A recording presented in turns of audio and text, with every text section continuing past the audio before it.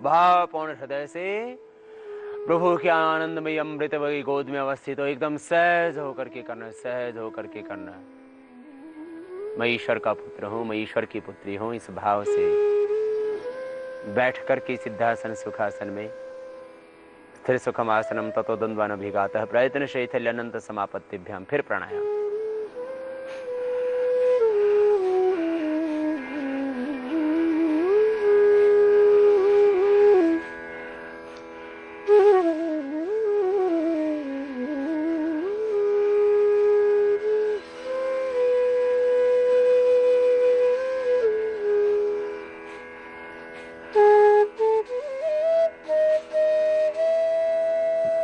तो ये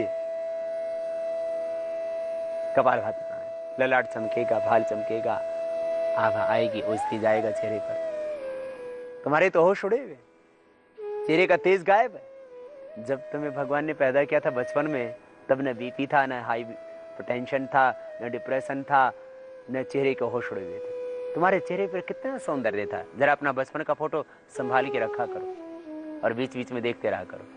दोबारा से लौट आएगा बचपन, दोबारा से लौट आएगा यौवन।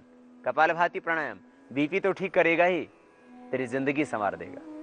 तो ओजस्वी बन जाएगा, तेजस्वी बन जाएगा, चेहरे पर आभा आ जाएगी, नेचुरल ग्लो आएगा। फिर इन चेहरों पर लालिमा रहेगी, बालों में कालीमा रहेगी। तुम युवा रहोगे, सबल रहोगे, स्वस्थ रहोगे, ऊर्जावान रहोगे। यदि समझ ठीक नहीं है तो बीपी हाई हो जाता है। ज्ञानी होने से बात नहीं बनेगी, योगी होने से बात बनेगी। इसलिए योगी होकर के ज्ञानी बनना, ज्ञानी होना, ज्ञानवान होना, बुद्धिमान बनना, लेकिन पहले योगी हो जाना। कर्मेभ्यः को योगी, कर्म करना।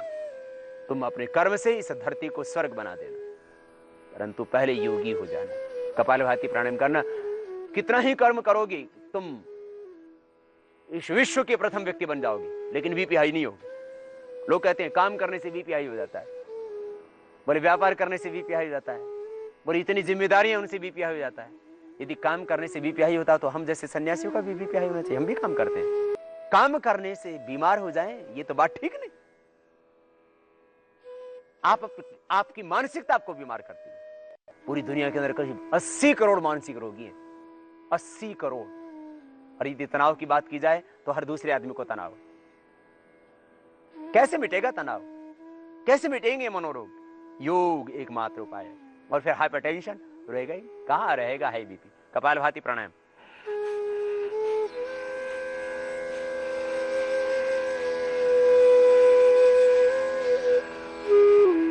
मध्यम गति से। फिर बाह्य प्राणायाम।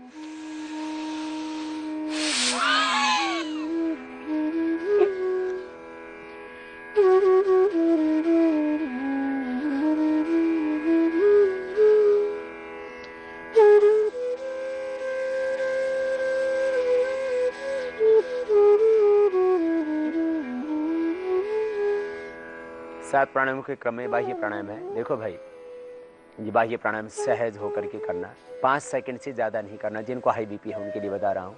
हाई बीपी वालों को हम रोकने वाले प्राणायाम, हाई बीपी और हार्ट के रोगियों को रोकने वाले प्राणायाम हम मना करते हैं, इसलिए कि उससे कहीं बीपी हाई ना हो जाए। इसलिए आप अग्निसार कर सकते हैं इसके बदले, या 5 सेकंड 10 सेकंड में कोई दिक्कत नहीं, इससे ज़्यादा नहीं रोकना चाहिए।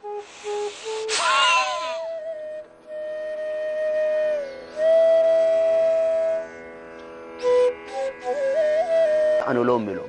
राइट हैंड को ऊपर उठाते, राइट नोस्ट्रल को अंगूठी से बंद करते, लेफ्ट नोस्ट्रल को बीच की 2 उंगलियों से बंद करते। ये तरीका होता है अनुलोम विलोम का। बीपी को ठीक करने में महत्वपूर्ण प्राणायाम। श्वास भीतर गहरा भरते, डायफ्राम तक।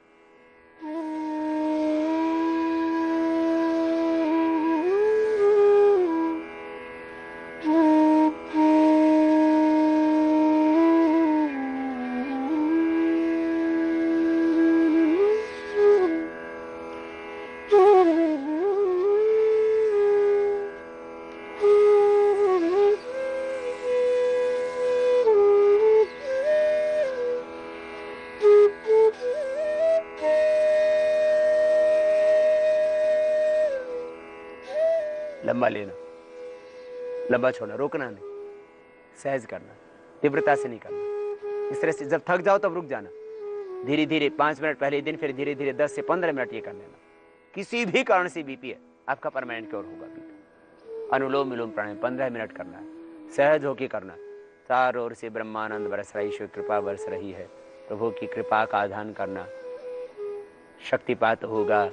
चारों ओर से प्रभु की अपार शक्ति, उसकी अपार ज्योति, अपार शांति मिलेगी। अष्ट चक्रों का जागरण होगा, 9 द्वारों का शोधन होगा, देह देवालय बन जाएगा। ये सारे स्नायुओं के अंदर आई हुई विकार, नर्वस सिस्टम की प्रॉब्लम भी दूर हो जाएंगी, आंखों की ज्योति भी बढ़ जाएगी। सारे लाभ होंगे जो लाभ होते हैं अनुलोम और विलोम के, जो हम बताते हैं अक्सर आपको, वो सब लाभ होंगे। साथ में बीपी परमानेंट क्योर होगा। खास बीपी को ठीक करने में महत्वपूर्ण भूमिका होती है अनुलोम विलोम की। पूरा नर्वस सिस्टम इससे रिलैक्स हो जाता है, फिर और ज्यादा रिलैक्स होते हैं फिर भ्रामरी और उद्गीत के द्वारा, फिर सांसों पर प्रणव के ध्यान के द्वारा।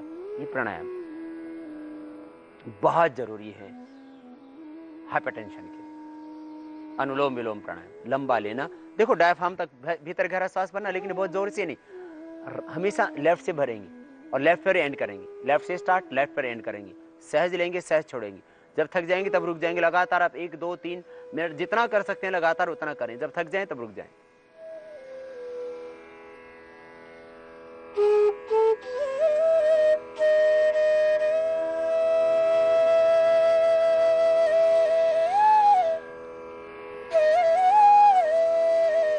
इस तरह से जोर से यूं नहीं करना, इससे तो बीपी बढ़ जाएगा। सहज करना, लंबा लेना, लंबा छोड़ना।